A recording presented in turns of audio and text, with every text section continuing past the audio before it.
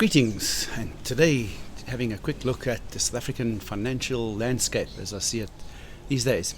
Our real challenges are how to turn our country's strengths into growth and opportunities out there. A look at where some of the opportunities might be and where the pitfalls might lie. So, if you look at the West wants to invest, Cyril, go and do a deal. But they don't seem to mind contributing to, say, things like skills development, healthcare or nutritional fundings, but handing over 30% of your business up front, well, that's plainly just killing deals before they even start. We need smart partners, not free handouts, Cyril. Invest to grow, don't give away the farm, is what I keep telling people. If you look at the East, on the other hand, they seem to be treating us like a dumping ground for cheap imports. I mean, South African imports a significant volume of goods from East Asia, China, those kind of places, with many local industries complaining bitterly about the cheap imports undercutting our local production, particularly industries like textiles and electronics and some consumer goods that we do.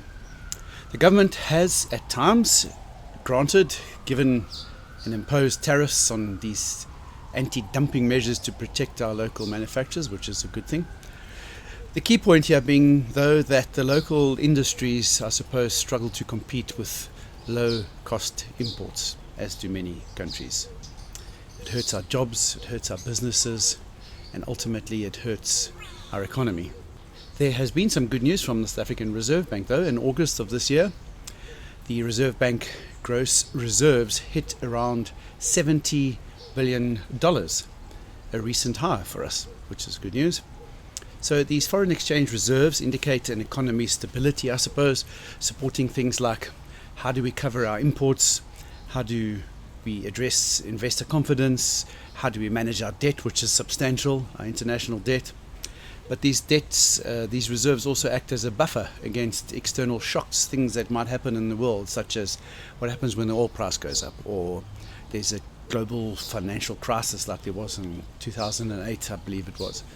What happens when the currency fluctuations have a damning effect on our economy, or geopolitical events like wars and sanctions against South Africa, which have happened before in my lifetime, and also in your lifetime, things like pandemics, COVID-19 being the more recent one. So how do we compare internationally with overseas markets just from a reserve perspective? So by contrast, India, the reserves of India, is around 700 billion. Ours is 70, theirs is 700. So they're about 10 times larger. And if you look at China, say, their reserve is around 3.4 trillion. So, gosh, what's that math? About 50 odd times higher than South Africa. So whilst our reserve is strong for our size, it's in absolute terms much smaller than those of larger and emerging markets in the world.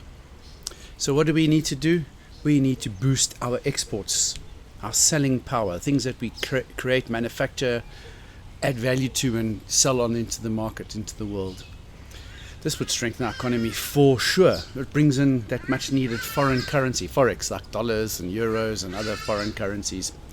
It also helps a great deal to create jobs, go figure, right? Selling more increases our GDP, which is a good thing, attracts foreign investment, and it makes us ultimately globally more competitive. The problem we have is that we can't match in pockets in our economy the other giants like car manufacturers or the steel industry. Competing there, in my opinion, just burns cash without real gains. Attempting to compete in those sectors where we lack skill and efficiency is a recipe for wasted resources and wasted money. So what are our strengths? I believe our strengths are, number one, drawing people into our country through tourism. We've got a vast natural beauty, rich cultural experiences that we can offer. I mean, just look at our many coastline destinations. There are many. Our safaris, our game parks, and the Kruger National Park, for example. So that's drawing people in. But what about things that we could export and sell?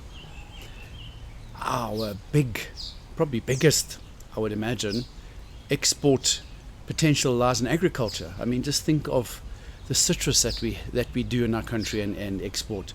What about maize and what about livestock? Those are all great export potentials, I believe. What about mining and those, what did he say he wanted from us? He said he wanted our minerals, critical minerals that they need in America. Well, haven't we just got those? Exactly, right? And gold, platinum, diamonds, and critical minerals that we're sitting on, literally. And what about our energy situation? So, when I was growing up, there was an old advert on TV and radio. It's just to say, "Ek hou van braaivleis, rugby, sonneskyn and Chevrolet." And isn't that just true? We have a beautiful country full of sunshine, solar power. There are massive solar farms in South Africa, a lot of them sitting down in the Cape Province. But what about extending those, making more of those, renewable energy? We've got a very windy country in parts. I mean, look at the coastal places like Cape Town, for example. I used to live there for a short season in my life back in the 90s. I got blown away, came back, got blown back to Gauteng. What about gas and, using all those resources for electricity production, which would be a phenomenal export opportunity for us here? That's our opportunity. I believe we should be doubling down on those sectors that are offering those kind of natural advantages that we have. Focus our time, energy, efforts on marketing those. From an FDI strategy or a foreign direct investment perspective, we could make South Africa very attractive for investors in those specific areas. Bring in the businesses, bring in the wet works, bring in the factories, bring in whatever's needed to bolster those industries and go and enhance them. Remove the red tape and that debilitating corruption that exists in certain entities in our government, and this BEE nonsense, and offer decent incentives for people to come and add value to what we already do and have, and resources that we have. So the outcome for me, if this is all done super well, higher export, without forcing the country into sectors where we can't compete, like cars. It's not really our thing, man. If it was our thing, in my opinion, I think we would have had a South African Osava or something, motorized electric power Osava. Job creation would be on the rise, and in those natural areas that we could respond to. Increased foreign currencies could flow into our coffers and further bolster our reserves, which are sitting greatly at $70 billion at the moment. SA can't outcompete in every sector, but by backing what we do best and attracting the right investors, we could build our country, take it to the next level. Anyway, that's all from me for now. Like, share and comment, and see you on the other side. Bye.